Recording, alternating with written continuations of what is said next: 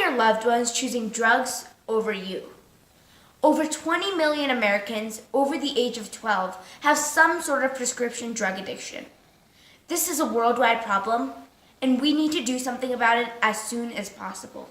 So how do you get addicted to prescription drugs? People usually accidentally get addicted by unsafe storage, taking another person's drugs without their permission, or changing dosages without talking to their doctor.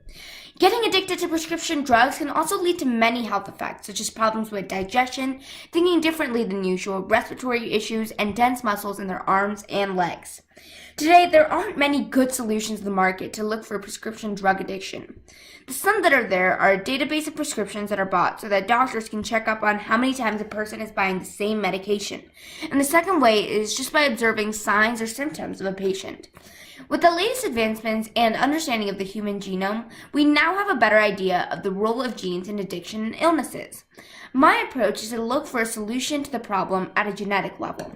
Introducing Epione, named after the Greek goddess of soothing of pain. The device is built on the idea of detecting specific protein created by a gene that relates to addiction. The detection itself uses a standard immunological method, but I've built a portable device to make the process easier. The device consists of a Raspberry Pi computer with image processing algorithms, a controlled testing environment including a mini camera connected to the Raspberry Pi, and an LED with consistent lighting, all housed within an opaque container. And lastly, a custom Android app on a smartphone that controls the components of the device.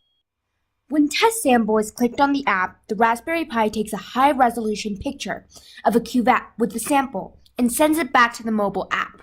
The app then saves and displays the image.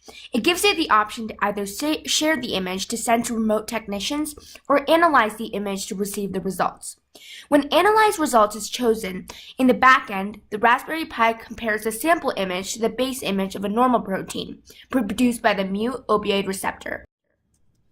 It compares the image to calibrated images already stored to find the image that has the highest similarity. The app then creates a range of values that correspond to a certain level of addiction and shows the results to the user on a user-friendly scale with action items that they can take. The app not only works specifically for this device, but also for any colorimetry-based testing systems to be able to show the similarity between images. I'm working on testing my device at CU Denver, and I'm testing the protein intensity and working on calibrating my device against expensive lab-based colorimetry devices.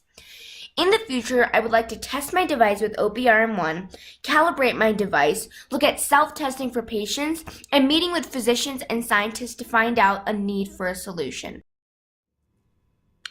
This method of colorimetry testing is far cheaper compared to what's in the market today, and is portable for a user or a physician.